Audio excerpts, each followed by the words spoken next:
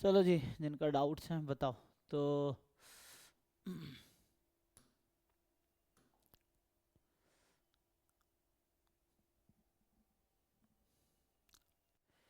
तो 218 test upload हो चुके हैं ना। तो जो है, तो हमें यूनिट वाइज 40 है ना देखना है। जैसे बच्चों को, जिनको जो भी टेस्ट अटेम्प्ट करो, डाउट हो बोलो, उसका डिस्कशन रखेंगे है ना। वैसा है, तो इसको देखते हैं। बच्चे ने कहा था तो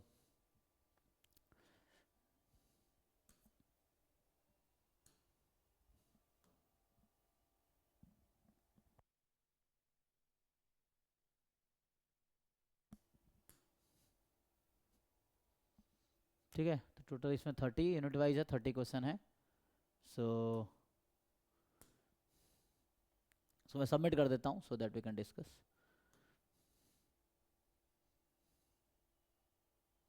तो मतलब अभी तक इससे फिर भी है ना, सुबह इसलिए मैंने शेड्यूल भेज दिया ताकि लोग पहले अटेम्प्ट कर सके। 22 लोगों ने अटेम्प्ट किए हैं, है ना। सो तो बाकी जो मार्क्स हैं, अभिजीत के हाईएस्ट हैं। अच्छा, सोहम, यशराज, JRP कौन लोग है भाई? प्रियांश, आनंद।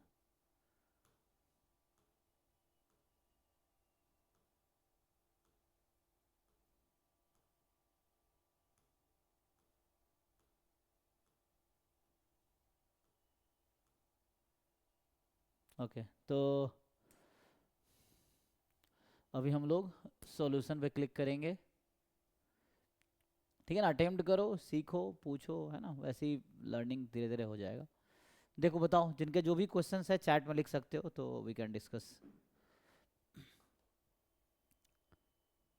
अच्छा ठीक है, वन बाई वन करते हैं। इनका डाउट है 12, 16, 17 है ना, 12।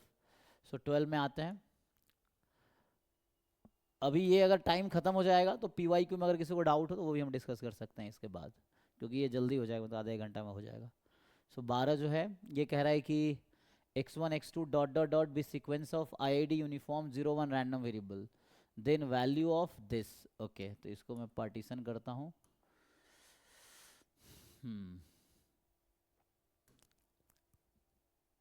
ओके, तो आपको बता रखा है कि x1 x2 xn जो है, तो हम लोग देख रहे हैं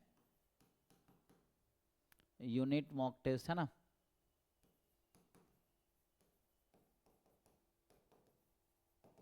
40 जो कि लिमिट थ्योरम पे बेस्ड है, ऐसा है। सो क्वेश्चन नंबर हम लोग 12 का डाउट देखते हैं। विजिबल है? तो 12 कह रहा है कि हमारे पास जो है ना, x1 x2, ये एक्चुअली IID यूनिफॉर्म 01 है। ठीक है, तो आपसे पूछ रहा है कि limit n tends to infinity log of product. तो आपको पता है ना, log a into B, log a plus log b। So मतलब बेसिक लॉग का अगर फॉर्मूला आप देखोगे, so log of product of x i is equal to sum of log of x i. I जो भी है, मान लो यहाँ I1 से n है, तो यहाँ I1 से n हो जाएगा। ये फॉर्मूला आप लोग ऑलरेडी लॉग का फॉर्मूला जानते हैं, है ना। तो log of x1 x2 xn is equal to log x1 plus log x2 up to log xn। तो ये है। ओके, तो इसको लगाएंगे आप यहाँ पे।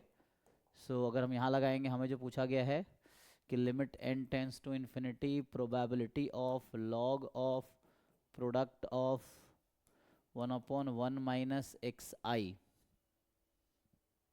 मोर देन इक्वल टू, है ना, log बाद में है ना, log of product of x i एक साथ है, फिर ये probability more than equal to n है, यही है जी, क्योंकि ये बाहर है। तो इसको अगर हम ब्रेक करेंगे, चलो पहले इसको सॉल्व करते हैं यहाँ पे। तो इसको ब्रेक करेंगे तो limit n tends to infinity probability, तो ये हो जाएगा summation log of 1/1 minus x i from 1 to n more than equal to n। इसको फर्दर सॉल्व करोगे, so limit n tends to infinity probability sum, देखो log 1/x, x की power -1, मैं इसकी बात कर रहा हूँ। जैसे है log x की पावर n, तो ये आप जानते हैं इन लॉग एक्स। तो जैसे कहीं है log 1/x, तो इसको लिख सकते हैं log x की पावर -1, तो ये हो जाएगा -log x। ठीक, तो इसको यूज़ करते हैं हम लोग। तो इसको यूज़ करेंगे तो यहाँ 1/1 - x है, तो 1 - x की पावर -1 बाहर आ जाएगा, तो minus summation log 1 - xi more than equal to n। ठीक, so limit n tends to infinity probability minus summation, मैं अभी 1 - xi का नाम yi रख देता हूँ। ठीक है, यहाँ तक समझो। मैंने yi रख दिया। yi क्यों रखा, तो देखो हमें बता रखा है कि जो xi है, तो मुझे बताओ अगर xi का डिस्ट्रीब्यूशन यूनिफॉर्म 0 1 है, तो 1 - xi जिसका नाम मैंने yi अभी रखा है, ये कितना होगा जी? Uniform 0 1 uniform 0 1। यही रहेगा। तो ये भी यूनिफॉर्म 0 1 है, और अगर ये यूनिफॉर्म 0 1 है, yi अगर यूनिफॉर्म 0 1 है, तो माइनस लॉग yi कितना होगा? Exponential 1 exponential 1। ठीक और है। साम गामा हो जाएगा सर। हाँ सर हाँ। Hello sir, log 1/x sir, log m/n होता है sir, log m minus log n ना। हम्म। हाँ, तो यहाँ पे सर 1/x लिखे हैं। नहीं नहीं, मैं तो log 1/x ही निकाल रहा हूँ किसके इक्वल है। हाँ, ये 1 बाई तो एक्स। जैसे m log n जो होता है इनटू में पावर में जाता है ना, तो डिवाइड है। अबे उल्लू, कहाँ खोए हो तुम? कुछ भी करो ना तुम, क्यों तो अपने तरीके से, मैं जो कर रहा हूँ वो समझो ना। log a अपॉन b का फॉर्मूला क्या होता है? log a minus log b। तो लगाओ इस पे, क्या आएगा? ये अब जरूरी थोड़ी कि तुम जो सोच रहे हो मैं भी वही सोच रहा हूँ। तुम्हें ये तुम अपने तरीके से समझो, समझो सही है गलत है। मैंने ये वाला फॉर्मूला यूज़ किया है, जो ये फॉर्मूला है वो यहाँ यूज़ हुआ है। कहाँ डाउट है आपको? जैसे 1/x जो है, तो उसको हम x की पावर -1 लिख सकते हैं ना, लिख सकते हैं कि नहीं? अब ये नहीं ज्ञान है तो मैं क्या कहूँ, 1/x को मैं ऐसा लिख सकता हूँ कि नहीं लिख सकता हूँ, x की पावर -1, या इससे कर दो log 1/x log 1 minus log x, log 1 0 होता है, तो माइनस log x। क्या डाउट है आपका? डाउट क्या है? हाँ हाँ हाँ हाँ, log 1 0 होता है। ठीक है ठीक है। ठीक है ना। ओके। तो ये आ गया log y exponential 1, so minus of summation of log yi जो होगा, ये अभी sum of exponential gamma n comma 1 हो जाएगा। ठीक है ना, अभी के लिए ओके है। गामा का सपोर्ट क्या होता है, चलो अभी के लिए मैं, अब क्या करते हैं, तो ये हो गया, ये एक नया रैंडम वेरिएबल है। अब limit n tends to infinity, इसका नाम कुछ नया नाम दे दो इसको। अब इसका नाम मैंने WN कर दिया, W कर दिया, W more than equal to N। और ये W का डिस्ट्रीब्यूशन क्या है, तो मैंने इसका नाम W रख दिया। तो W का डिस्ट्रीब्यूशन है गामा n कॉमा 1। तो W का सपोर्ट क्या होता है? इसका सपोर्ट क्या 0 है? to infinity। 0 से इन्फिनिटी। तो W का सपोर्ट है 0 से इन्फिनिटी। अब बताओ अगर यहाँ पे मैं n को इन्फिनिटी रखूँगा, तो ये आएगा probability W more than infinity. ये कितनी आएगी? 0 जीरो ना। 0। तो डाउट क्या है बताइए, सही है ये? देख लो कहीं कैलकुलेशन दिक्कत है, बताओ किसी को। 0.5 होगा CLT से। हाँ हाँ। CLT से आंसर 0.5 होगा ना। एक मिनट, तो मैंने यहाँ पे क्या किया, एक मिनट, रुको रुको रुको, यहाँ से अगर हम तो ऐसे देखें, डायरेक्ट पुट नहीं कर सकते लिमिट डायरेक्ट अंदर। अच्छा यहाँ पे भी दिक्कत ये होगा कि ये क्या है, इन रैंडम वेरिएबल है ना। एक मिनट रुको रुको, मैं देख लेता हूँ। नहीं तो यहाँ दिक्कत है ना, क्योंकि इसलिए n लिखना पड़ेगा, क्योंकि यहाँ पे सही कह रहे हो, रुको, क्योंकि दोनों जगह लिमिट पुट करना पड़ेगा ना हमें। So we have to put, सिर्फ फाइनाइट सब नहीं है। एक जगह नहीं कर सकते ना, क्योंकि ये अकेला नहीं है यहाँ पे, इसलिए मुझे लिखना चाहिए था कि जैसे, रुको एक मिनट, इसको थोड़ा मैं सिंप्लीफाई कर देता हूँ। लेट से ये WI है, मान लो मैं ऐसा लिख दूँ कि WI is minus log of YI। तो W मैंने किसका नाम रखा है? W1 plus W2 up to WN, है ना जी? यही तो W है। तो यहाँ भी n है, तो यहाँ दिक्कत है ना, पुट नहीं कर सकते। जो भी मैं कर रहा था उसमें क्या होगा कि मान लो इसको W मैंने रख दिया अभी के लिए, तो ये एक्चुअली हम क्या कर रहे हैं यहाँ पे, हम लोग ऐसा कर रहे हैं W1 plus W2 up to W infinity is more than infinity. तो यहाँ दिक्कत है ना इंडेक्स में। ये सही तब होता जब इंडेक्स में n नहीं होता, ठीक है ना। हाँ, तो वहाँ क्या दिक्कत हो रहा है, क्योंकि यहाँ पे इंडेक्स में n भी है ना, तो W में एक्चुअली n ऑलरेडी इन्वॉल्व है। तो जब हम लिमिट पुट करेंगे दोनों जगह लिमिट पुट करना पड़ेगा, सिर्फ एक जगह नहीं, ठीक है। सो एक मिनट, हाँ ठीक है, सेंट्रल लिमिट थ्योरम लगाते हैं। तो यहाँ से हम लगा देते हैं सेंट्रल लिमिट थ्योरम, क्योंकि वो ऐसे पुट नहीं कर पाएंगे ना, तो WN कर दो इसको। तो ये जो WN है इसका डिस्ट्रीब्यूशन क्या आ गया, गामा। क्योंकि अगर n नहीं होता ना तो सही था, वो जो पहले कर रहे थे n वहाँ नहीं होता, सिंपल यहाँ n नहीं होता ना तो सही था, और उधर भी n है। तो इसका मतलब है कि मुझे क्या करना पड़ेगा, एक्सपेक्टेशन ऑफ क्या आएगा WN भाई, और वेरिएंस ऑफ WN क्या होगा। तो गामा ये कौन सा वाला है, तो ये n और ये n ये भी n, अल्फा बीटा अल्फा है ना, अल्फा बीटा स्क्वायर, ये ना।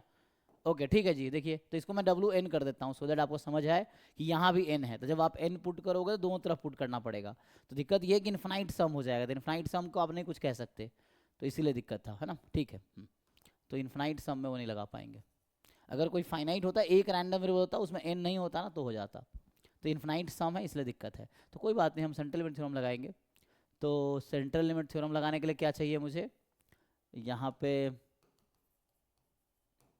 या वैसे ही कर लेते हैं, ठीक है चलो रहने दो। Limit n tends infinity probability, तो मैं ये कह रहा हूँ यहाँ पे कि अगर हम इस पर WN पे अगर हम लोग सेंट्रल लिमिट थ्योरम लगाएंगे तो क्या वर्क करेगा यहाँ पे कि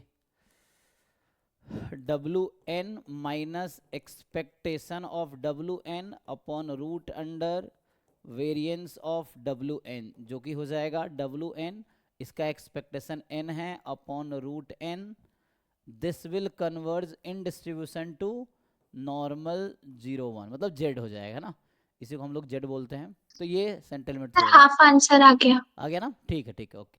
सो यहाँ से WN माइनस इसका मीन अपॉन इसका वेरिएंस। तो इस तरह क्वेश्चन में सेंट्रल लिमिट थ्योरम लगाना है ना, ठीक रहेगा, वरना गलती हो सकता है। तो यहाँ से ये आ जाएगा, तो limit n tends to infinity, अब ये z हो जाता है, n लिमिट हटा दो अब। तो अब देखो यहाँ लिमिट पुट हो रहा है, इसलिए कह रहा ना कि वहाँ हमने शुरू में क्या किया था, गलती कहाँ हुई थी, यहाँ पुट नहीं किया था लिमिट, सिर्फ यहाँ पुट किया था, तो वो दिक्कत थी। अब यहाँ जब लिमिट पुट करते हैं तो सेंट्रल लिमिट थ्योरम कहता है कि ये z बनता है ना, तो पहले हमने सेम ही रख दिया था तो वो गलती थी। सो यहाँ चेंज होगा, तो ये चेंज होके ये बनेगा और ये 0 बनेगा। अब स्टैंडर्ड नॉर्मल डिस्ट्रीब्यूशन सिमेट्रिक है 0 के अबाउट, तो 0 से लेस 0 से मोर की प्रोबेबिलिटी हाफ। ओके, और कोई दिक्कत तो नहीं, देख लीजिए अब सही है। तो ये हो गया 12th क्वेश्चन।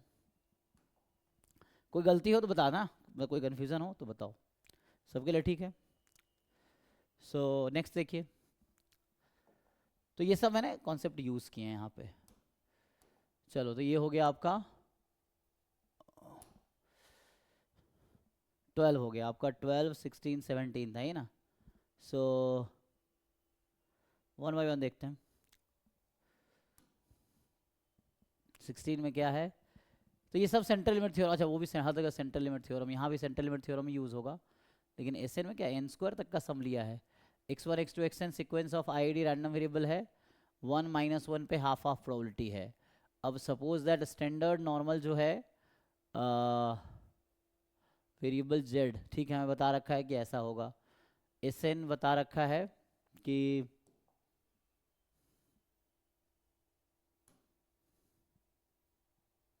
ठीक है, 16 देख रहे हैं हम लोग, तो 16 में जो x1 x2 है ना, इस तरह से होगा।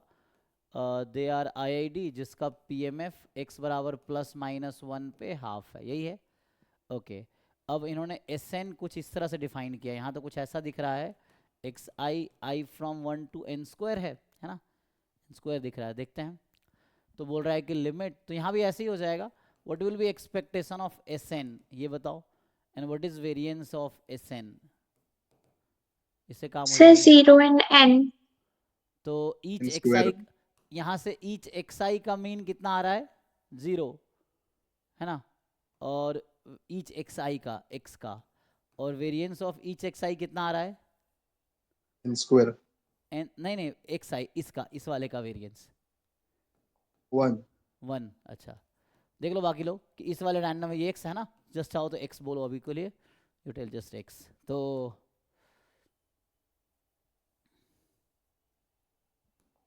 तो ये x x, ठीक है।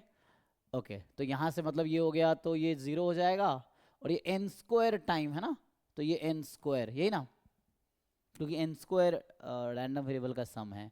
तो यहाँ भी सेंट्रल लिमिट थ्योरम लगाएंगे, तो Sn minus 0 upon root under n square, मतलब n converges in distribution to z, जहाँ पे z जो है वो सर हो जाएगा। नॉर्मल 0 1, तो इससे आ जाएगा, ठीक है। तो यही चीज़ वहाँ भी करनी है, उससे आप जो जरूरत है वहाँ दे रखा है, एक बार चेक कर लेना है ना। ओके तो सेंट्रल लिमिट थ्योरम मतलब ये सब लिमिट थ्योरम पे है ना, तो mainly weak law of large number, strong law of large number, या सेंट्रल लिमिट थ्योरम है ना, या स्लट्सकी लेमा, इस तरह के थ्योरम्स यूज होंगे यहाँ पे।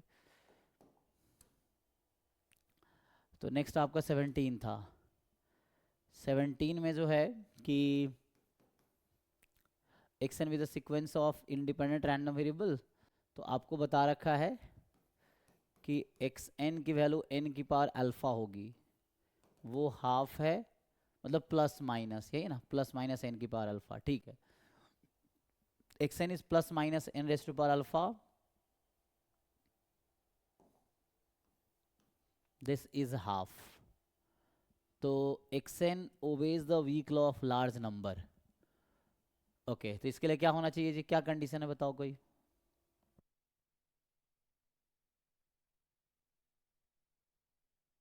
हाँ जी एनीवन। सर अगर बर्नौली डिस्ट्रीब्यूशन का केस होता है तो वहां पर जो 1/n⁻⁴ अल्फा होता है, तो उस केस में अल्फा <1 होता है। पर अगर यहाँ पर n⁻⁴ है और वो आपने बर्नौली डिस्ट्रीब्यूशन के लिए लिखवाया था नोट्स में। इसे थ्योरम है, देखो यहाँ पे ये होगा, यहाँ पे जो मुझे समझ आ रहा है। एफएमएस में दिया है चैप्टर 7 में, एफएमएस चैप्टर 7 में दिया है। क्या थ्योरम क्या है, ये है आई थिंक है वेरिएंस ऑफ, ये होता होगा जो एक्स आई है ना अपॉन एन स्क्वायर, ये तो वेरिएंस ऑफ एक्स बार के इक्वल हो जाएगा, है ना। ये फाइनाइट होना चाहिए, आई थिंक ऐसा कुछ होगा, चेक करो। सर यही होता है। तो एक बार चेक कर लो क्या है। So variance of x I upon N square, मतलब variance of x bar should be finite. तो यहाँ पे निकालो वेरिएंस क्या है। So E of x, Kolmogorov condition होता है, हाँ ऐसा कुछ क्या है summation condition. Of variance of x square divide by i square, i अच्छा is running from 1 to n, मतलब आप कह रहे हैं कि वेरिएंस ऑफ, एक्स आई हाँ divide by i square, i square, sum over i from 1 to n, अच्छा इन नीचे ना, टोटल सम। अच्छा टोटल, अच्छा पूरे पे समेशन लगा रहे हैं आप, मतलब ये summation i from 1 to n। A finite होना चाहिए, अगर है तो होगा, मतलब सफिशिएंट कंडीशन है। Okay okay so if this happen this implies weak law of large number holds. Okay sir. हाँ हाँ सर इधर डायरेक्टली ऐसे नहीं बोल सकते कि expectation of i x n square होगा, स्क्वायर आई स्क्वायर। वो अगर फाइनाइट होगा तो expectation of, x n square जो है हाँ वो अगर फाइनाइट होगा तो ये हो जाएगा WLN सेटिस्फाई। निकालिए तो कितना आ रहा है। उससे तो अल्फा लेस देन हाफ ही आएगा, क्योंकि वो अगर फाइनाइट होगा तो वेरिएंस भी फाइनाइट हो जाएगा, क्योंकि एक्सपेक्टेशन ऑफ एक्स 0 है। नहीं किसी भी कंडीशन तो सेम आना चाहिए। मेन है कि जो प्रॉब्लम बनाया है वो किस थ्योरम में बेस्ड बनाया है उस पर है। तो वैसे अगर देखेंगे, चलो कोई ये भी तरीका जैसे इन्होंने बताया, ये है इन्होंने बताया है ना। सर ऐसे कैलकुलेशन सिंपली हो जाएगा और भी। तो आप कह रहे हैं ई ऑफ एक्स आई स्क्वायर कितना आएगा यहाँ पे, ये अगर फाइनाइट होगा तो इधर कितना, तो इनटू द यहाँ तो पावर दोनों 2 सेम अल्फा आ ही आ जाएगा। जाएगा ना, वो वही बात है ना। इनडायरेक्टली वही सेम चीज है, क्योंकि यहाँ पे एक्सपेक्टेशन 0 आ रहा है, हाँ यहाँ पे variance expectation of 0 x I divide by i square है। हाँ तो वही चीज़ आ जाएगा ना, वेरिएंस यहाँ E x square upon x I square upon i square. इससे निकालेंगे तो आ इधर भी जाएगा। इनटू द पावर 2 अल्फा आ जाएगा expectation of x n square में। तो ई एक्स स्क्वायर में क्या एक्स का स्क्वायर होगा, सो यहाँ पे इनटू प्रोबेबिलिटी, तो हाफ, तो मतलब टोटल n की पावर 2 अल्फा होगा, ऐसा कह रहे हैं। हाँ सर, और वो मतलब फाइनाइट होगा अगर ये पावर वाला 1 से छोटा होगा तो। हाँ और ये फाइनाइट होगा हमेशा, है ना। So this is finite for all n, तो 2 अल्फा को 1 से कम होना पड़ेगा, है ना। सो अल्फा को 1/2 से कम होना पड़ेगा। यहाँ से भी वही कंडीशन आई, क्योंकि वेरिएंस जो है यहाँ पे एक्चुअली वो जीरो है, अगर आप देखेंगे, अच्छा यहाँ से जो मैं निकाल रहा था यहाँ से क्या आता है, ई एक्स बार तो यहाँ भी जीरो है, तो कितना आएगा, वेरिएंस ऑफ एक्स बार है ना, तो expectation of x bar square, यहाँ तो एक एक्स एन के लिए बात कर रहा हूँ, मुझे लगता है सिर्फ एक्स एन के लिए काफ़ी है। So variance of x N upon N square, variance of x n क्या है यहाँ पे, so variance of x n तो यही आएगा एन की पावर 2 अल्फा, 2 अल्फा माइनस 2 मतलब n n into alpha minus 1, दोनों से अलग अलग आ रहा है नहीं, नहीं, यहाँ आई स्क्वायर होगा कहाँ पे, वो चीज, ये तो थ्योरम है।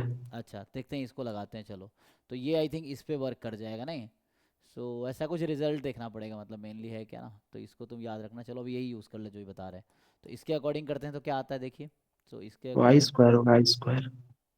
कहाँ पे, अच्छा यहाँ आई स्क्वायर कह रहे हैं, डिनोमिनेटर में कह रहे हैं, अब सही है, हम्म ठीक है, हम्म तो इनडायरेक्टली वही है ना, जैसे अगर इसको हम मॉडिफाई करके लिखे तो ये है कि समेसन, अगर आप ऐसा भी लिख सकते हैं variance of x I upon I, वही बात है, क्योंकि आई बाहर आएगा, एक मिनट आई यहाँ आई, सो ऐसा कर देंगे तो भी आपका यही रहेगा एक्स आई अपॉन आई, तो आई बाहर आएगा तो आई स्क्वायर बन के ही आएगा, ठीक है, तो इससे करके देखते हैं क्या आता है, तो या आई 1 से एन है या एन से इन्फिनिटी है, यहाँ x N upon n, n from 1 से नहीं, हाँ इन्फिनिटी इन्फिनिटी है इन्फिनिटी, ना, हाँ। तो यहाँ अगर एन लगा दें हम, जैसे यहाँ एन एन स्क्वायर कर एन देते फ्रॉम हैं 1 टू इन्फिनिटी। और एन फ्रॉम 1 से इन्फिनिटी कर देते हैं, ठीक है, ये यूज़ कर लेते हैं, ये कुछ कोलमोग्रोव नाम का थ्योरम है ना, तो इसको देखते हैं, एन फ्रॉम 1 टू इन्फिनिटी, सो यहाँ से आएगा एन फ्रॉम 1 टू इन्फिनिटी, आई की जगह एन कर दिया, ठीक है, एक्स एन अपॉन एन,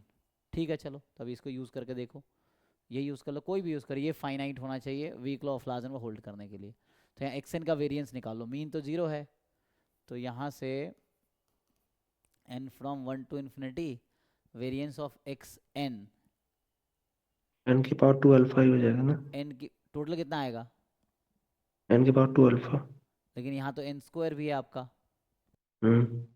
तो 2 अल्फा माइनस 2 आ जाएगा, ये सीरीज का कन्वर्जेंट अच्छा होना ओके, चाहिए। तो ये सीरीज में आ गया ना, तो सीरीज में आ गया, तो अगर ऐसे लिखे 1 अपॉन डिनोमिनेटर में ले आते हैं, तो एन की power 2 into 1 minus alpha, p test लगा दो, है ना, तो ये ठीक यस है, सर। पी टेस्ट आप लगा लो, तो पी टेस्ट में क्या होता है, this is convergent if and only if जो एन की पावर है दैट शुड बी स्ट्रिक्टली क्या ग्रेटर देन 1। 1, तो यहाँ से चेक कर लीजिए, ठीक है, सो यहाँ से भी आएगा, लेकिन ये तो चलो अभी टेम्परेली वर्क कर रहा है, ये ठीक है, आई थिंक ये थ्योरम है, वो सर कैसे वहाँ पे ये जो एक्स एन स्क्वायर वो कैसे होगा, नहीं फाइनाइट ये कैसे हो देख रहा रहा है है? कि इसका लिमिट एग्जिस्ट करना चाहिए, मतलब ऐसे कि ये वर्क कर गया यहाँ पे but may not work but sir everywhere, वो तो less than or equals to 1 भी तो हो जाएगा, इक्वल टू भी तो होल्ड होगा वहाँ पे, अच्छा इसमें 1 लिमिट फिर रखेंगे, भी तो एग्जिस्ट करेगा, 1 बाई एन भी तो एग्जिस्ट करेगा। तो इसमें अगर मान लीजिए हम 1 कर देते हैं इसमें, तो अल्फा को 1 ले लेंगे, लिमिट इन्फिनिटी हो जाएगी ना, सॉरी 1 नहीं, 1/2, एग्जैक्ट 1/2। एग्जैक्ट 1 तो एन की पावर 1 हो जाएगी ना, और एन की पावर 1 पे अच्छा क्या अच्छा, होगी वो इन्फिनिटी मिलेगा अल्फा लेस डिवाइड देन में, जीरो ठीक है हो ठीक उस है। केस में। हाँ क्योंकि उसको न्यूमरेटर को less than zero, I think ये ठीक है, तो इसमें जो थ्योरम यूज हो रहा है वो मैं लिख देता हूँ, तो यहाँ जो ये थ्योरम है गुप्तागुर में, यही वाला थ्योरम है आई थिंक, सो इसमें ये है कि मान लो x1 x2 dot dot dot कुछ b, हिंट्स लॉ दिया है उसमें लिख के, अच्छा ओके, लिंडेबर्ग कंडीशन। रैंडम वेरिएबल, हाँ। तो इफ, तो इसमें ये कहता है कि इफ ये जो सीरीज है variance of x N upon N square n from 1 to infinity, this is convergent then weak law of large number holds, यही है जी, देखो ये यही कंडीशन जो है कि इफ एंड ओनली इफ हो जाता है अगर ये सिमेट्री अबाउट 0 हो जाए और आईआईडी हो जाए। ओके ठीक है, तो ये बुक में देखना क्योंकि थ्योरम मुझे भी याद नहीं है, तो ऐसा बुक गुप्ता गौर में है थ्योरम, ठीक है, तो इसको यूज कर लो तो Yes, इससे हो sir. जाएगा। तो अभी आगे से अगर ऐसा जरूरत पड़ता है तो यूज दिस कंडीशन कि weak law of large number कब होल्ड करेगी, तो this series should be convergent, ये है, तो इससे हो जाएगा, जो कि हमने यहाँ यूज़ किया है, हमने इधर वही यूज़ किया है, ये क्वांटिटी निकाला variance of x N upon N square, तो एक्स एन वेरिएंस ये आएगा, चेक कर लो, एंड यहाँ से ये कन्वर्जेंट, तो ये आंसर आ गया। ये वर्क कर रहा बट पता नहीं इसका, देख लो। तो अभी के लिए कोई एक रिजल्ट चाहिए जो हम यूज़ कर सके, तो अभी इसको लेकर चलते हैं। ठीक है, यहाँ तक कोई डाउट है इसमें तो बताइए। अच्छा, क्या कह रहे हैं, लिंडन वर्क कंडीशन, हाँ हो सकता है ऐसा कुछ, है ना। खिंचिंस थ्योरम अलग अलग जगह रहता है, क्योंकि एक रिसर्च में ना कई लोग थोड़े मॉडिफाई करके नया नया रिसर्च करते रहते हैं, उसके हिसाब से नाम चेंज होता रहता है। तो उसमें दिए if अगर random variables are uniformly bounded and limit n tends to infinity bn by n square exists then WLN will hold surely. तो वो इन जनरल कंडीशन हो गया ना। तो वहाँ bn क्या है, bn देखना पड़ेगा क्या है तुम्हें। bn सर वहाँ वेरिएंस का ही सम था। अच्छा, वेरिएंस का सम था नहीं। तो वैसा कुछ कंडीशन है, वो है मतलब बाकी बुक में मिल जाएगा। ठीक है जी, तो अभी के लिए ये यूज़ करो। आई थिंक इनका हो गया ना। ठीक है, तो नेक्स्ट पे आते हैं। तो इनका है ना, आपका हो गया जी। सो 12, 16, 17 हो गया है। 279 के पीछे थ्योरी क्या है, 279 देखते हैं क्या है इसमें। सो 2 में क्या है कि एक्स एन कन्वर्जन लॉ, मतलब ये कन्वर्जेंस इन डिस्ट्रीब्यूशन का ही दूसरा नाम है, ठीक है ना। तो ये वीके रोहैतगी में यही नोटेशन यूज़ किया है ना, कन्वर्जेंस इन लॉ। अच्छा, बाकी आप इसको रिजल्ट जानना चाह रहे हैं ना, तो ये है x N convergence in law to x, है ना। मतलब लॉ मतलब हो गया कन्वर्जेंस इन डिस्ट्रीब्यूशन। तो सर मैंने पहले वो ग्लिवेंकी कैंटिले से ट्राई किया था, लेकिन वो तो नॉन पैरामेट्रिक में होता है ना। हाँ, तो कोई बात नहीं, वर्ड तो कहीं भी कर सकता है। ये तो एफ एन क्या है, एफ एन तो एम्पेरिकल डिस्ट्रीब्यूशन फंक्शन ही है ना। नहीं, F N empirical distribution function तो नहीं है। वो जो ग्लिवेन की तो एम्पेरिकल डिस्ट्रीब्यूशन फंक्शन के लिए होता है। हाँ, यहाँ एफ एन तो एम्पेरिकल डिस्ट्रीब्यूशन फंक्शन थोड़ी है। तो यहाँ तो मुझे ऐसा ही पता है ना भाई। देखो, पहले क्वेश्चन में हमें बोला है एक्स एन कन्वर्जेंस इन डिस्ट्रीब्यू, वो है ना वीके रोहैतगी में नोटेशन है ये, कन्वर्जेंस इन लॉ। ये कन्वर्जेंस इन डिस्ट्रीब्यूशन का दूसरा नाम है। तो हमने इसका पढ़ा तो है, limit N tends to infinity F N X बराबर एफ एक्स, ये होगा। तो यही तो वो भी कह रहा है।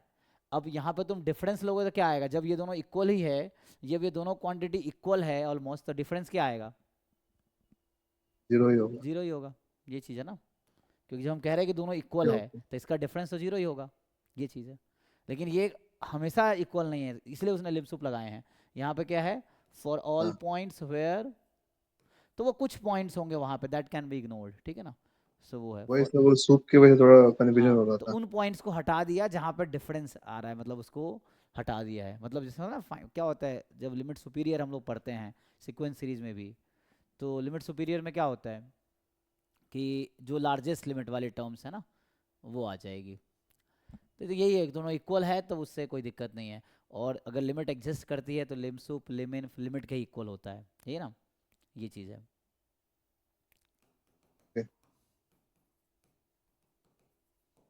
तो इससे चूंकि दोनों इक्वल ही है तो डिफरेंस 0 ही होगा, ठीक है।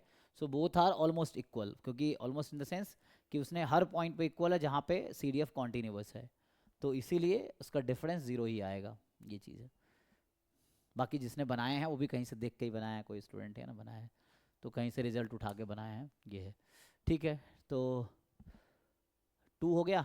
तो 2 फिर उसके बाद था 7, 9। 7 में है कि f डिफरेंशिएबल फंक्शन है, ठीक है। f कोई डिफरेंशिएबल फंक्शन है, कैलकुलस का है, यहाँ pdf नहीं है ना, कैलकुलस का कोई फंक्शन है, एनी फंक्शन। और x n converges in probability to x, तो कौन सा सही है। तो ये कॉन्टिन्यूटी थ्योरम इसका नाम है ना, डिफरेंशिएबल फंक्शन कॉन्टिन्यूअस होगा तो एक कॉन्टिन्यूटी थ्योरम लिखाया होगा कि x n, इनवेरिएंस प्रॉपर्टी। हाँ invariance property, exactly, okay, invariance okay, okay. Property है ना।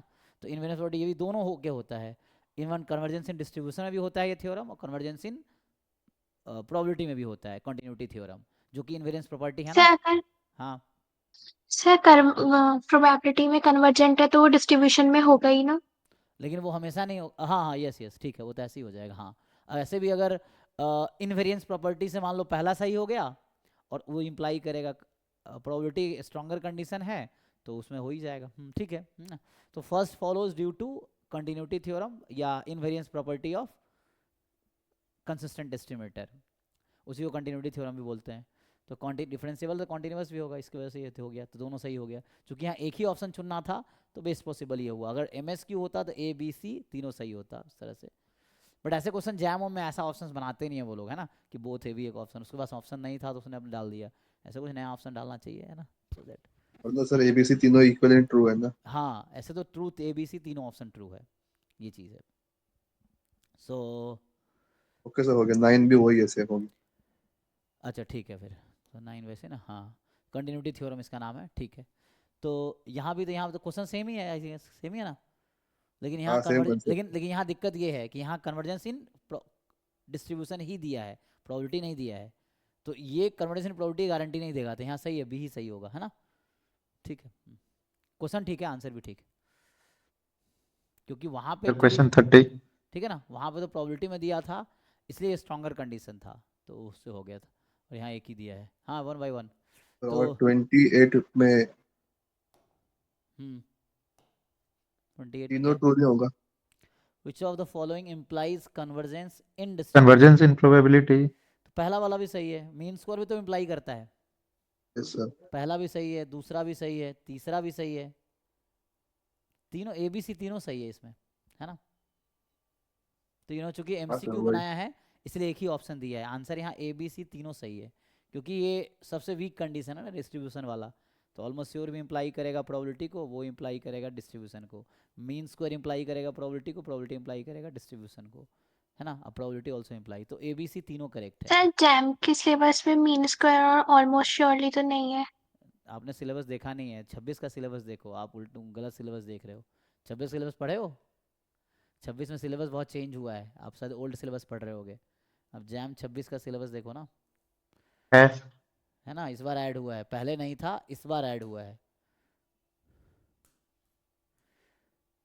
देखो यहाँ पे ये सिलेबस है, तो मीन स्क्वायर नहीं है शायद, लेकिन मीन स्क्वायर भी हो गया ऐड, तो गेट और जैम में ना सेम ही सिलेबस हो गया लिमिट थ्योरम का। अब प्रोबेबिलिटी, मीन इंटरमीडिएट छोड़ के स्क्वायर सब कुछ ही है। और श्योर कन्वर्जेंस, डिस्ट्रीब्यूशन, हाँ, है ना। तो ये जैम में ये अपडेटेड सिलेबस, ये 2026 का सिलेबस है ना, जैम 2026 का सिलेबस है।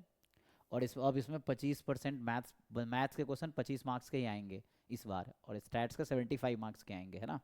2015-16 में 40 मार्क्स के मैथ्स आते थे और 60 मार्क्स के स्टैट्स आते थे। अभी आगे इस बार 25 मार्क्स का मैथ्स आएगा और 75 मार्क्स के स्टैट्स आएंगे, ये है।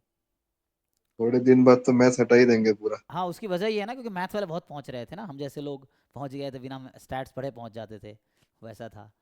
तो उनको लगा, क्योंकि वहाँ पढ़ाने में उनको दिक्कत होती है ना, मान लो बच्चे क्वालिफाई करके तो आ जाते हैं समहाउ मार्क्स लेके, फिर उनको स्टैट्स कुछ पता ही नहीं है, फिर उनको, है ना, क्योंकि मास्टर लेवल कोर्सेज हैं तो उनको यूजी पढ़ाना पड़ता है, तो इसलिए। सर गेट में भी ऐसा वेटेज वाला रिस्ट्रिक्शन दिया है क्या इस बार? नहीं, ऐसा फिक्स तो नहीं किया है, बट गेट का भी अराउंड उतना ही रहता है।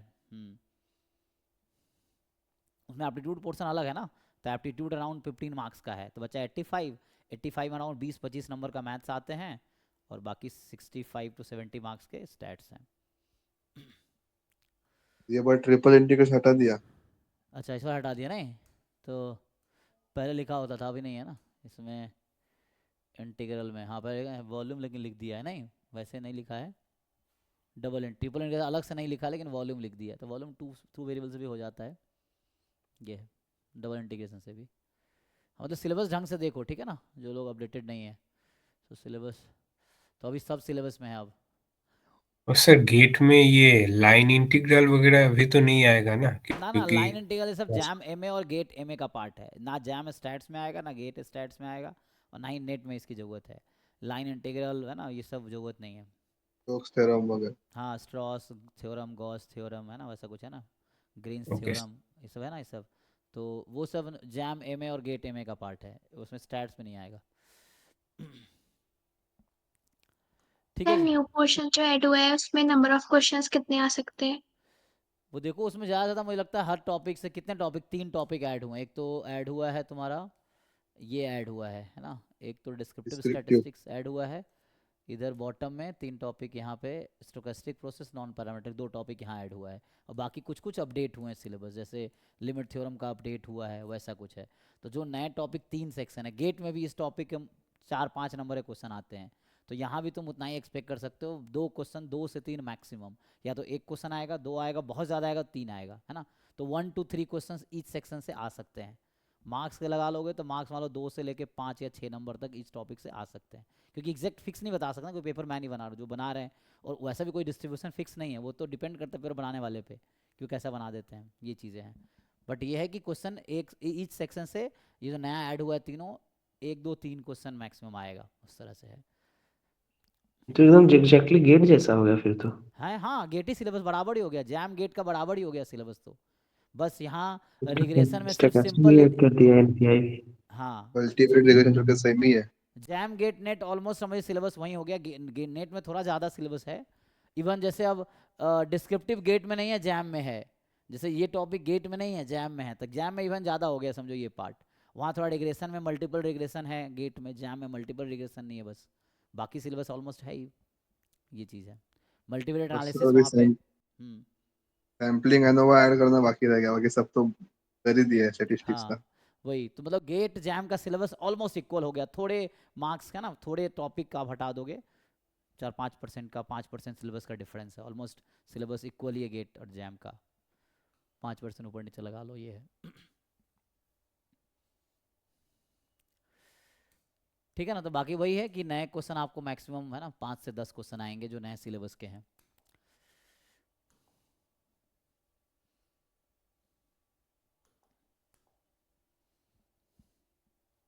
तो आते हैं नेक्स्ट। तो नेक्स्ट इनका था 2 हो गया, उधर था उनका 3 14 30। सो 3 जो है आपका एक्सएन कन्वर्जेस, ये आरएथ लिखा हुआ है ना, rth mean to x. So rth mean to x है। सो कह रहा है एक्सएन कन्वर्ज एसेथ, तो ये थ्योरम है ना। जैसे ये जो ऑप्शन ऐसा कह रहा है आपको, x n converges rth mean to x. So x n converges to sth mean to x for s less than r, 0 less than s less than r, ये होता है ना। जैसे xn converges in third mean to x imply xn converges in second mean to x, ये theorem है। क्यों? Because since न उल्टा हो गया, यहाँ 3 है ना, ठीक है, तो लार्जर है तो स्मॉलर को इम्प्लाई करेगा। ठीक है, तो यहाँ से कहने का मतलब ये है क्योंकि जो s छोटा है ना तो 2 छोटा है 3 से, इसीलिए। ठीक है, ये एक रिजल्ट है तो आरएथ मीन वाला, तो वही वहाँ लिखा हुआ है। तो इसका जो डेफिनेशन ये था ना, इसका ये है कि limit n tends to infinity expectation of mod xn minus X की पावर 3 इज 0। तो ये इम्प्लाई करेगी limit n tends to infinity mod xn minus X इसकी पावर 2, इसका एक्सपेक्टेशन दिस इज 0। ऐसा ही रिजल्ट है, आई थिंक विकर में देखो रिजल्ट है ये। ठीक है, सो उस पर वर्क करेगा। जैसे रैंडम वेरिएबल में है ना कि मान लो अगर e ऑफ x की पावर r फाइनाइट है तो देन e ऑफ x की पावर s भी फाइनाइट होगी for all s less then r। ये रैंडम वेरिएबल में रिजल्ट है कि अगर e of x cube exist करे तो e एक्स स्क्वायर एग्जिस्ट करेगी ही। तो वैसे कुछ समझ सकते हो आप। बाकी रोहितगी में ये थ्योरम है, एक बार चेक कर लेना। This is a theorem in V K Rohatgi. So तो यहाँ पे है किसने कहा था x n converges in rth mean to x, तो एसएथ मीन में कन्वर्ज करेगी एस लेस देन आर। तो लेकिन यहाँ किया क्या है, इसने फॉल्स कर रखा है एंड अच्छा ऑल ऑफ द अबव कर रखा है, मतलब चारों ऑप्शन सही है। आरएथ मीन में है तो प्रोबेबिलिटी में जाएगी, है ना। लॉ लिखा वहाँ पर है ना, ये रोहितगी का ही नोटेशन है, कन्वर्जेंस इन लॉ लिखता है डिस्ट्रीब्यूशन को।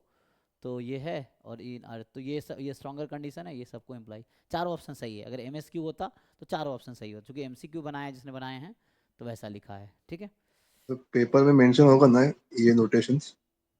हाँ, पेपर में अगर यूज़ होगा तो फर्स्ट पेज पे लिखा होगा। अब देखो जहाँ भी आया है फर्स्ट पेज पे एक्सप्लेन रहता है कि इसका मीनिंग क्या है। इवन ऑलमोस्ट श्योर कन्वर्जेंस या प्रोबेबिलिटी या डिस्ट्रीब्यूशन वाला सब लिखा रहेगा, तो आपको वो अज्यूम नहीं करेगा कुछ भी नोटेशन आप जानते हो, वो नोटेशन एक्सप्लेन रहता है। ठीक है, जैसे आप देखो कोई भी पेपर उठा के, जैसे अभी हम कल ही 25 का ओपन किए थे ना सिर्फ क्वेश्चन, तो जैसे 25 का ये क्वेश्चन है, आप फर्स्ट पेज निकाल के देखो तो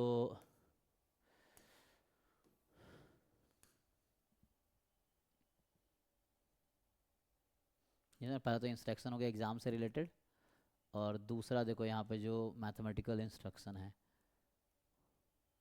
तो देखो सब कुछ एक्सप्लेन किया होगा। Even you know all this thing, still वो एक्सप्लेन करेगा, है ना। कन्वर्जेंस का अगर कोई क्वेश्चन आया होगा, देखो यहाँ एक्सप्लेन किया है, convergence in distribution, convergence in probability, IID, है ना। तो इस तरह जो भी चीज़ें यूज़ होंगी, इवन इसको भी एक्सप्लेन किया है, ग्रेटेस्ट फंक्शन स्मॉल कुछ, है ना, इस तरह से एफ डैश ए ट्रांसपोज। तो ये नोटेशन, जो भी अगर नोटेशन यूज़ होगा वो फर्स्ट पेज पे एक्सप्लेन रहेगा, मतलब चाहे आप जानते हो या नहीं जानते हो, स्टिल वो एक्सप्लेन किया होगा। ठीक है जी। तो थर्ड में ओके है, चारों ऑप्शन सही है थर्ड का, क्योंकि एमसीक्यू इसलिए ऐसा किया है। 14 देखते हैं, 14 क्या है। सो 14 में जो है कि आपको एक्सएन दे रखा है sequence of independent random variable, और एक पीएमएफ दे दिया है 0n-n पे। सो कौन सा स्टेटमेंट ट्रू है? Weak law of large number hold करेगी, होल्ड नहीं करेगी, कुछ नहीं कह सकते, है ना। मतलब एक स्टेटमेंट उठा के इसने ऑप्शंस बना दिए हैं जैसे तैसे, मतलब ऐसा है। एग्जाम में स्टैंडर्ड ऑप्शंस होंगे। तो सिंपल है, अभी वीक लॉ ऑफ लार्ज लगाने के यही थ्योरम लगाओ जो भी लिखे थे। So you apply this theorem, अभी तो मैं लिख दिया, you apply this theorem, weak law of large number holds if this happens. ठीक है, तो ये सीरीज फाइनाइट होनी चाहिए, है ना, मतलब ये सीरीज जो है वो कन्वर्ज करनी चाहिए। So that series should be a convergent series, less than infinity मतलब फाइनाइट होनी चाहिए, then weak law of large number hold. ये कर लो, जैसे कहा आईआईडी है ना, और क्या बाउंडेड है, तो उस केस में इफ एंड ओनली इफ भी है।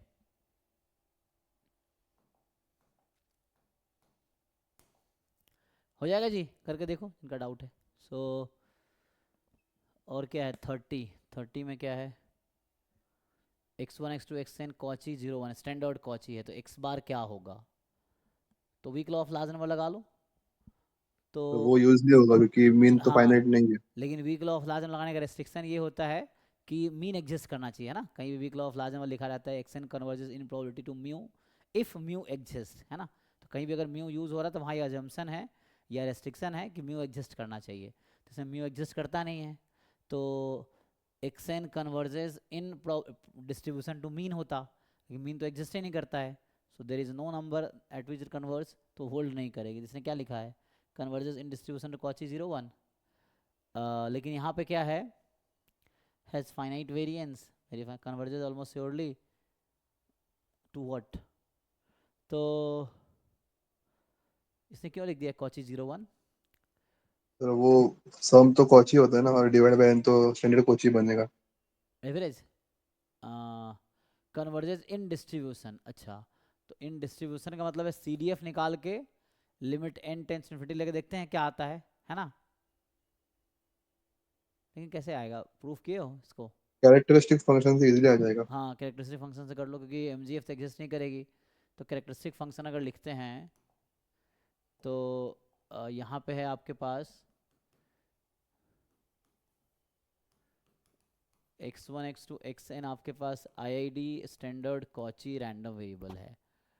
तो यहाँ पे मेनली मान लो y हमारा x बार है, जो कि है 1/n समेसन xi,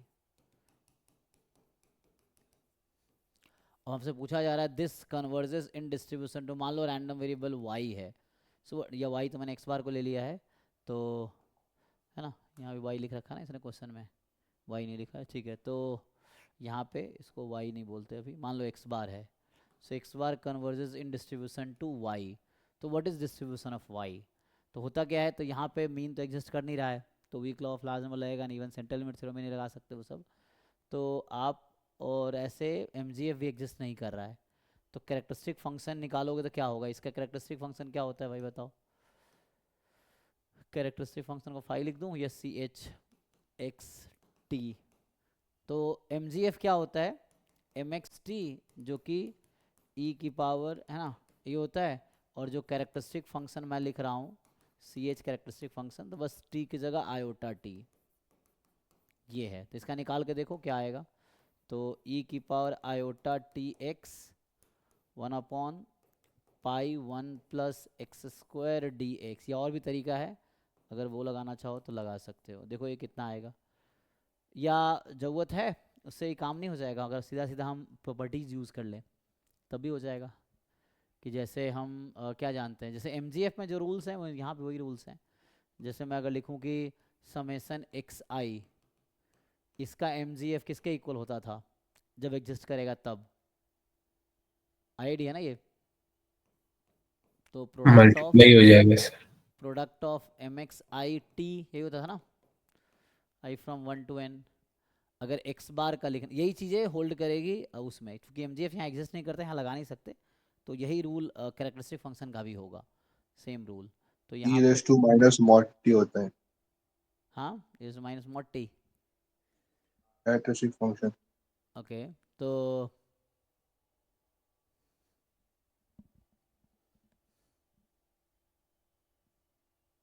चेक कर लो एक बारी। तो यहाँ से अगर वैसा लिखते हैं summation X i from this T, तो हमने x की जगह मतलब x बाई एन कर दिया, ये ना।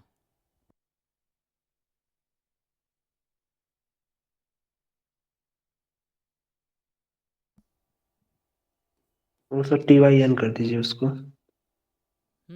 T I N, TYN CX होगा प्रॉपर्टी। हाँ वही। तो यहाँ से एम एक्स आई कितना टी बाई एन आ जाएगा, ये ना।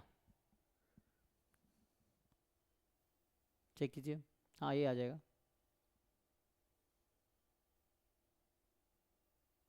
तो ये आ जाएगा। अब ये निकाल लो, तो यही rule, same rule will work in characteristic function also, क्योंकि ये तो रूल ये कैरेक्टरिस्टिक फंक्शन में भी यही काम करेगा। तो अगर ये निकाल लोगे जैसे ही बता रहे हैं, तो आप क्या बता रहे हो, ये जो आएगा सी एच एक्स आएगा ई की power minus mod t mod T only, standard Cauchy के फिर लिए ना। कॉची हाँ तो इंटीग्रेट कर, बाकी लोग इंटीग्रेट करके देखो भाई क्या होगा। इंटीग्रेट तो इतना इजीली होगा नहीं शायद। रिजल्ट यूज कर सकते हो ना, तो रिजल्ट तो मिल जाएगा, बहुत सारे तरीका है। cos t plus net iota पे तो साइन टी, मतलब इसको नेट पे इंटीग्रल कॉम्प्लेक्स एनालिसिस से बता रहे हैं। हाँ मतलब रिजल्ट याद करना पड़ेगा है ना, क्योंकि बहुत सारे अलग अलग अप्रोच होंगे, कॉम्प्लेक्स एनालिसिस या किसी और तरीके से आएगा, है ना। तो इसमें है कि, तो ये ब्लर क्यों आ रहा है पता नहीं, इंटरनेट आजकल ठीक नहीं चल रहा क्या। ये वाईफाई यहाँ ना काम सही से नहीं करता है। तो सी एच एक्स टी है ना ई की पावर माइनस मॉड टी हो गया।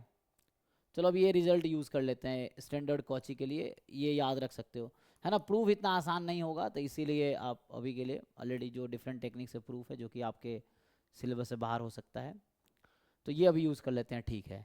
तो इसके अकॉर्डिंग अगर मैं ये वाला रिजल्ट यूज़ करूँ, तो what is the characteristic function of x bar, ठीक है, इन टी। तो अकॉर्डिंग टू रूल ये आया 5 from 1 to n, एंड ये आ जाएगा M X I T by N. तो m की जगह सी एच यूज़ करो, क्योंकि हम लोग कैरेक्टरिस्टिक फंक्शन, क्योंकि रूल सेम ही रहेगा, क्योंकि बस उसमें क्या है वही वापस आ जाएगा, जहाँ कैरेक्टरिस्टिक यहाँ कैरेक्टरिस्टिक आ जाएगा, C H X I T by N, इसको यूज़ कर लो। सो अगर इसको यूज़ करेंगे तो यहाँ से मुझे कैरेक्टरिस्टिक फंक्शन ऑफ एक्स बार मिलेगा, product I from 1 to n, वो पुट करो, तो इसी में t की जगह t बाई एन आ जाएगा।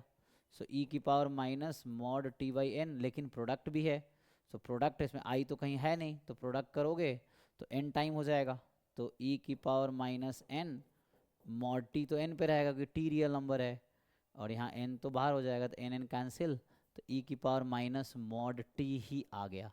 और इससे ये प्रूफ हो गया कि जो है एक्स बार का एग्जैक्ट डिस्ट्रीब्यूशन जो है ना वो कॉची 0 1। यहाँ से क्या प्रूफ हुआ है कि एक्स बार का डिस्ट्रीब्यूशन है ना, ये हमने लिमिट तो कहीं लगाया नहीं, लगाया जी देखो।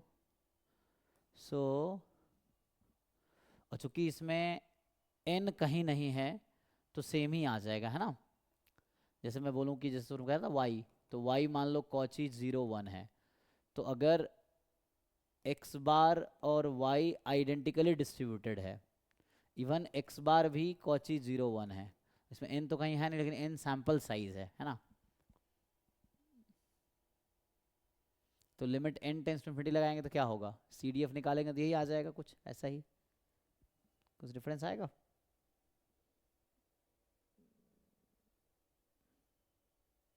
अच्छा एक और रूल ना, सम ऑफ कॉची क्या होता था, सम ऑफ कॉची उससे भी कर सकते थे।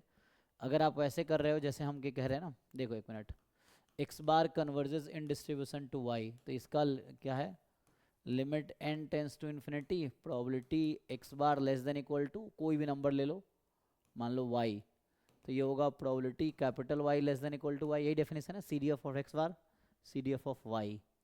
सो ये तो निकाला जा सकता है, तो ये तो खुद ही आ जाएगा। तो अगर हम यहाँ से स्टार्ट करें, limit n tends to infinity probability summation X I upon N X bar less than equal to y, so limit n tends to infinity probability summation xi less than equal to n time y। अब summation xi का distribution तो theorem है ना कि xi अगर Cauchy 0 1 है तो summation xi क्या होगा, Cauchy 0n. है ना। तो ये अगर कॉची 0 1 है तो समेशन xi कॉची में 0n दोनों पैरामीटर ऐड हो जाता है नहीं, तो ये है तो हो तो जाएगा। अब इसका पीडीएफ लिख सकते हैं, समेशन xi का नाम कुछ रख दो, अभी WS रख देते हैं। तो s का पीडीएफ अगर s के टर्म में ही लिखे क्या बनेगा बताओ भाई। सोचा था म्यू अपॉन ऐसा कुछ, Lambda upon pi 1 upon it's 1 lambda plus xi minus mu square. तो 1 प्लस मतलब n प्लस एक्स स्क्वायर ना, Minus mu square. हाँ.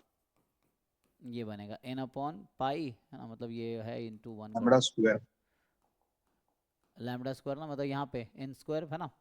ठीक है, एक बार चेक कर लो सब लोग, जो कॉची थीटा कॉमा म्यू लिखा होगा या मैंने है ना, तो उसके अकॉर्डिंग n अपॉन दिस। ठीक है, तो यहाँ पे मुझे क्या करना है, इसका नाम मैंने जैसे Sn रख दिया, तो ये आ गया limit n tends to infinity probability. दूसरा अप्रोच है ये s less than equal to N Y. अब s का मुझे pdf पता है तो हम इसका cdf भी निकाल सकते हैं। s का pdf पता है, सो pdf ऑफ s, और इसका इंटीग्रेशन कर लेंगे हम लोग 0 से ny में, नहीं 0 से या माइनस इन्फिनिटी से, माइनस सपोर्ट इसका क्या है, कॉची का सपोर्ट तो रियल नंबर है ना, क्योंकि यहाँ सपोर्ट तो s का सपोर्ट जो वो तो माइनस इन्फिनिटी से प्लस इन्फिनिटी है। ओके यहाँ तक। अब ये करो इंटीग्रेट करके बताओ कितना आएगा, इससे काम हो जाएगा। सो ये पीडीएफ आपके पास यहाँ है, this is a hint that you have to use. तो ये पीडीएफ रखो और इंटीग्रेट करके बताओ क्या ये वही आएगा, एक्स स्क्वायर ने 1 प्लस वाई स्क्वायर, वाई के लिए यूज़ किया ना, वाई यहाँ का था। ठीक है, क्या ये आएगा। अच्छा यहाँ एक्स को हटा के वाई कर दो या एस कर दो, अभी एस होगा ना, एन की जगह ये एस होगा क्योंकि यहाँ वेरिएबल एस लिया है मैंने। ओके है, तो अब इसको जरा सिंप्लीफाई करके चेक करो, क्रॉस चेक करो, जिनका डाउट है वो चेक करो भाई। तो एक अप्रोच तो ये है, इससे देख लो ये आना चाहिए, और दूसरा अप्रोच वो है कि वो आइडेंटिकली डिस्ट्रीब्यूटेड हो गया तो कन्वर्ज कर जाएगी। इवन डिस्ट्रीब्यूशन ही है तो क्यों कन्वर्ज करा रहा है, चेक कर लो फिर भी सिंप्लीफाई करके तो आ जाएगा। You just check it once, ऐसे आ रहा है. आ जाएगा ना। और यहाँ भी यही है, तो जब डिस्ट्रीब्यूशन ही वही है तो कन्वर्ज कर जाएगी, तो ठीक है ना। देख लो अभी भी डाउट है तो। अब क्या रह गया, तो किन का रह गया डाउट, अब भाई इतना डाउट है तो इसमें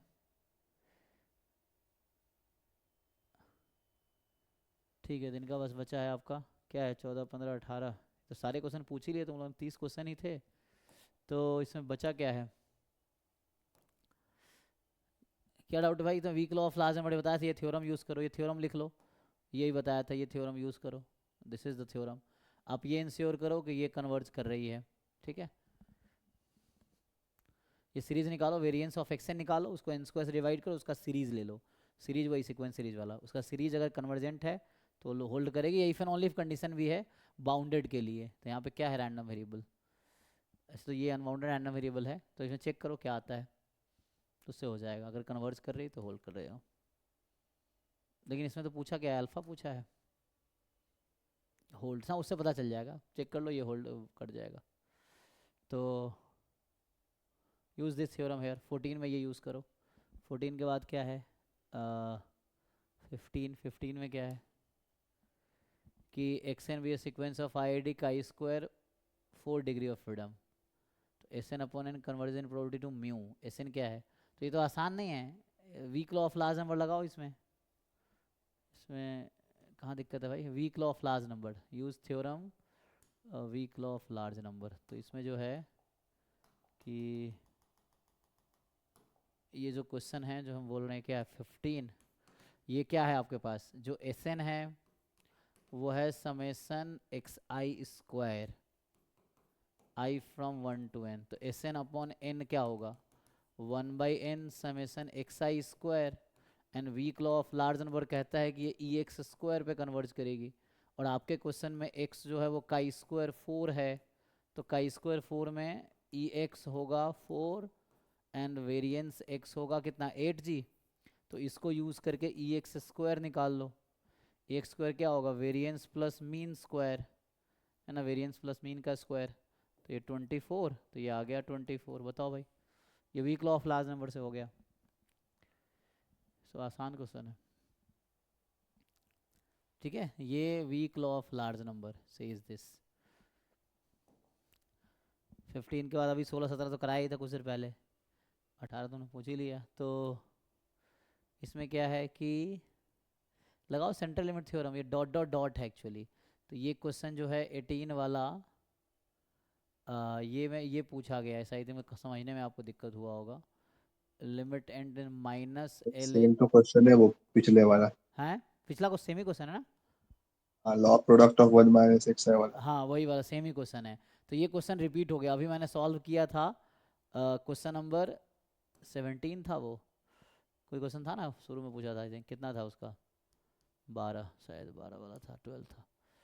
तो हाँ ये है 12 क्वेश्चन सेम ही है, जो 12th है ना वही क्वेश्चन 18 है। 18 और 12 सेम क्वेश्चन है। अभी 12 मैंने सॉल्व किया है, आप रिकॉर्डेड देखना अभी मिल जाएगा।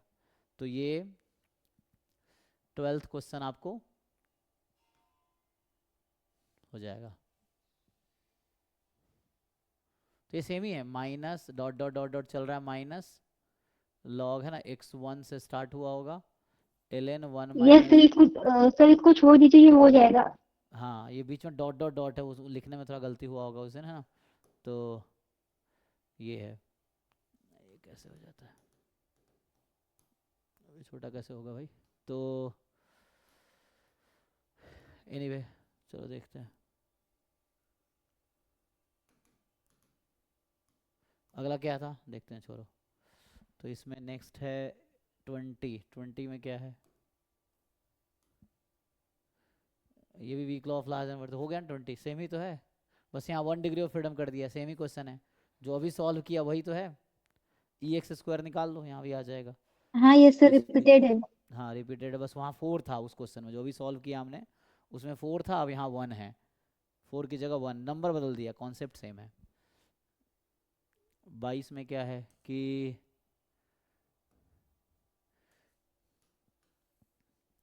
ये भी सेम ही है, बस एक्सपोनेंशियल कर दिया, ये भी क्वेश्चन सेम है।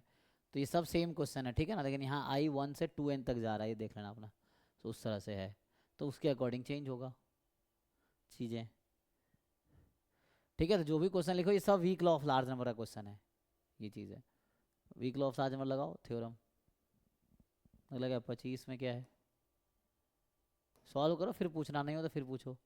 ये भी सेम सेंट्रल लिमिट थ्योरम लगाना है, इसमें कहाँ दिक्कत है। तो ये 12 जैसे 12 क्वेश्चन मैंने अभी किया है, देख 12 क्वेश्चन का पैटर्न पे होगा। 12 क्वेश्चन सेंट्रल लिमिट थ्योरम था, तो 12 की तरह ये भी हो जाएगा। 12 देखो कैसे मैंने सॉल्व किया, सेम तरीके से हो जाएगा। तो 12, 18, 25 सेम ही क्वेश्चन है, समझो सब में लेफ्ट साइड सेम ही है।